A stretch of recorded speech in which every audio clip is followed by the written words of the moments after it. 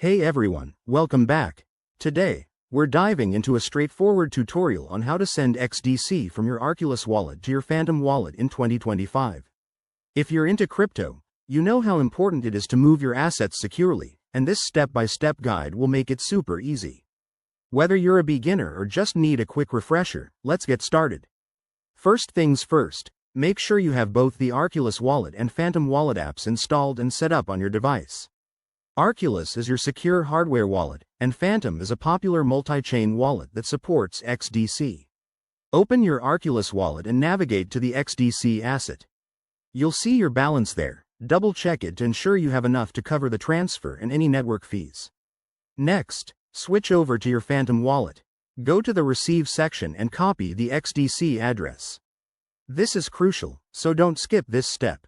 Head back to Arculus. Select the Send option for XDC, and paste the Phantom address into the recipient field.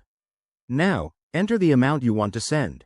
Remember, always leave a little extra for gas fees, which can vary based on network congestion in 2025. Before you hit Confirm, take a moment to review everything. Double-check the address to avoid any costly mistakes. Crypto transactions are irreversible. Once you're sure, confirm the transaction on your Arculus device. You'll get a prompt to verify with your security key or PIN.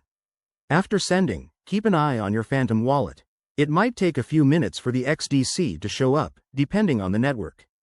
You can check the transaction status on a blockchain explorer like Zinfin's site for peace of mind.